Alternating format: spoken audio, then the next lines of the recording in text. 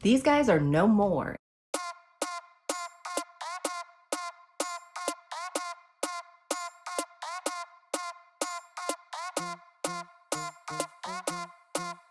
Hey guys, it's Jess from She's the Posh. Welcome back, and today I'm doing a requested video where I share with you some handbags that have left my collection and why. I make videos anytime I want, so please remember to hit subscribe below and ring that bell so we can become best friends here on the internet. So I have a list here. I have some items that are currently in consignment shops, but these are ones that I have sold or are trying to sell with consignment, and I'm kind of just going to go through the list. I have 6 bags that have currently left my collection. I know you saw some new things coming in.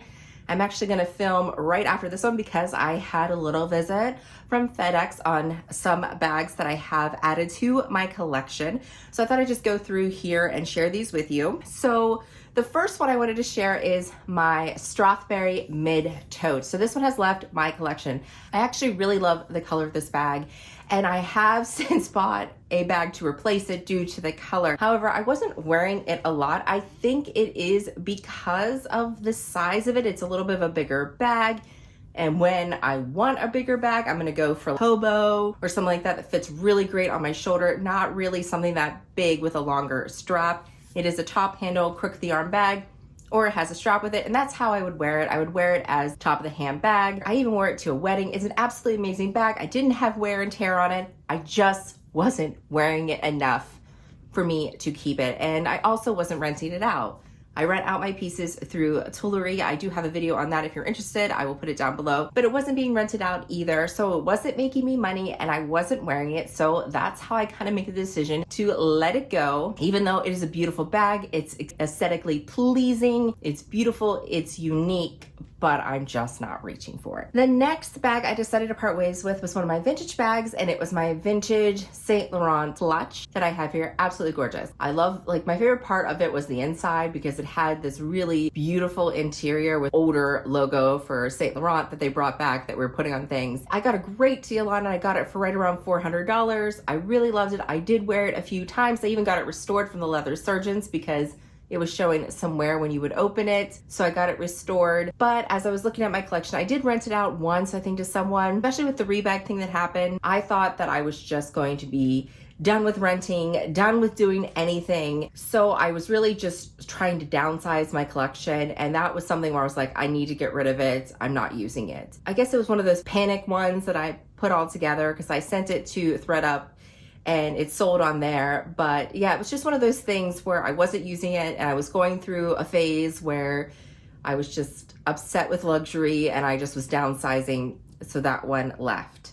Even though it didn't take up much space, it's not a big deal, but I just decided to part ways with it. Another bag in the same category is I had 2 Cult Gaia bags that I had gotten to rent out. I rented out maybe a couple times for me. I wasn't using them. I got them for very low amount of money because I got them in the sales, like the bags I'm going to be revealing in my next video, got those in the sales. So I ended up selling them on ThredUp. Actually, 2 of them are still on ThredUp. So these 2 bags, so I had a Cult Gaia one that has this really long fringe. It's absolutely gorgeous. I never wore it myself out, but I did rent it out and made a little bit of money on it. And then I had the Nano bag. This pink one I ended up selling because I had the other version in the regular. So they have the pink one, and then I have the same version in the larger size. And I ended up wearing the larger size more. I think it goes with more things.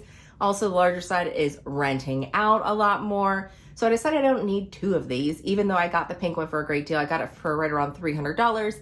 And then that long clutch that you see, I got that for under $300. Bought them around the same time. I think I refilled them around the same time. Very cute. Definitely love those bags, but if they aren't making me money and I'm not wearing them, then I need to part ways. That's why they were on the chopping block. I have 2 more, and those are the ones that you saw with the whole rebag debacle. I think I am going to make a video that is just everything put into one video instead of, I think I have 6 videos about the rebag saga, or 5 of them, just narrowing it down so then it's just one video that just explains everything in a nutshell what happened. But these 2 bags were ones that I had sent to rebag that got taken.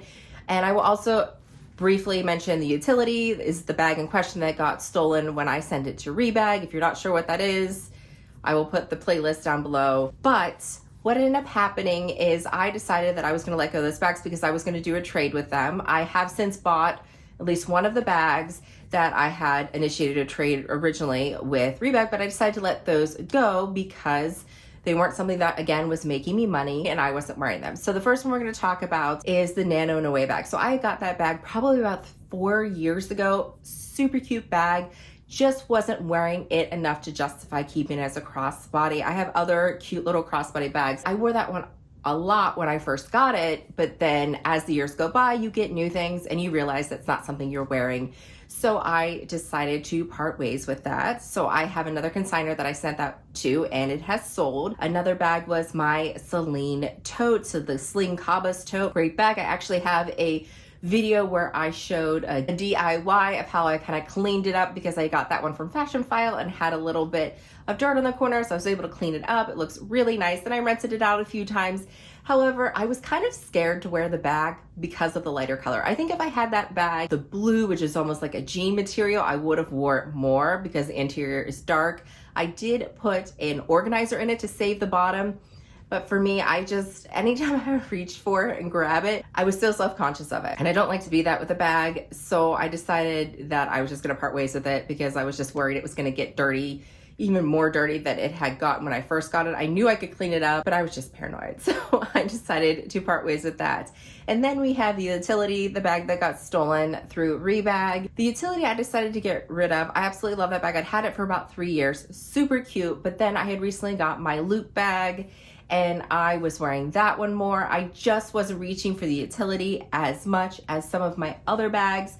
So I decided it was gonna be making me a lot of money. So this bag I had bought under $3,000. It's now over $3,000 and I was gonna get in trade around $2,200 for it from Rebag at the time. And I decided that's a great amount of money. And I wanted to get my Saint Laurent hobo bag, which I did since buy from Fashion File, but I saw an opportunity to get about 3 bags from Rebag with a sale they were doing. So I decided to part ways with the Utility because it wasn't something that was giving me joy. So when I look at my bags and I see what I haven't worn in a while, I try to decide like, hey, am I not wearing this because I'm not going out anywhere? Because sometimes that's with my clutches and things like that. They don't really get on the chopping block as much because maybe I'm not using them. But bags that are designed to be like an everyday bag that you're supposed to be using and I'm not using, I always have to kind of look at that to justify, because I do bring a lot of items in, but I also get rid of them. I've also gone through a shoe purge.